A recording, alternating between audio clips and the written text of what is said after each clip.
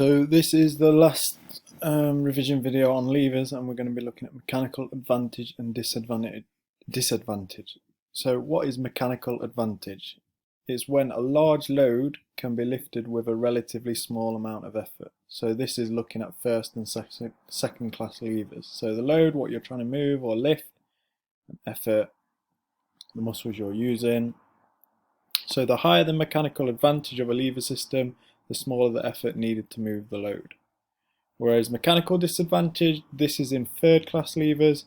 They cannot lift as heavy a load with the same amount of effort due to the position of the effort and load from the fulcrum.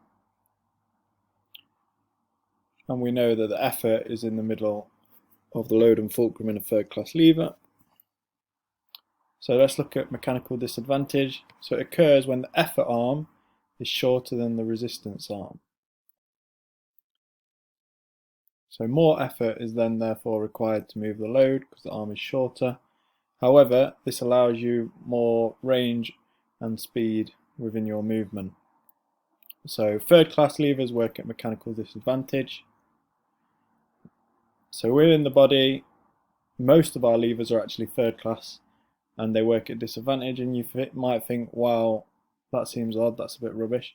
But there are actually two good reasons for having them in the body. So they enable you to convert small movements into larger actions, and you gain speed from being able to do that. So mechanical advantage depends on the distance between the fulcrum and the effort, and this is known as the effort arm, and then the distance between the fulcrum and the load, which is called the resistance arm. So to work out the mechanical advantage of a lever system, you use the equation of effort arm, so the distance between the fulcrum and the effort, divided by the weight or resistance arm, which is the distance between the fulcrum and the load. You might want to pause that and just read over it a couple of times, because it's a lot to take in, there's lots going on. And we're going to do a few examples now to hopefully give you a clearer understanding and just revisit that. So, for example, this is a lever system involved when a basketball player stands on tiptoe just before they jump, so a calf raise essentially. The length of the effort arm is 30 centimeters and the length of the resistance arm is 20 centimeters. And again, we'll recover the equation to work out mechanical advantage. So it's effort arm divided by resistance arm. So we know the effort arm is 30 centimeters, and the resistance arm is 20 centimeters. So it's 30 divided by 20. Now, pay attention, when it says arm, it just means the distance, okay? It doesn't actually mean the arm. So obviously we're looking at the leg here, so just note that. So you can see the distance between the fulcrum and the load here. That's 20 centimeters, and the distance between the fulcrum and the effort is 30 centimeters. So 30 divided by 20 equals 1.5.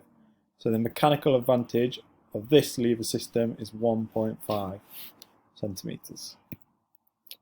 Let's have a look at another one. So it's effort arm divided by resistance arm. So hopefully you remember from a rower what type class lever this is. So hopefully you remember this is a first class lever because you've got your fulcrum in the middle, your load is the water being moved by the oar, and your effort is your arms, muscles pulling the oar. So if we go back to the equation, we know the effort arm is between the fulcrum and the effort. So the fulcrum and the effort is 1 meter. So it's 1 meter divided by the distance between the fulcrum and the load.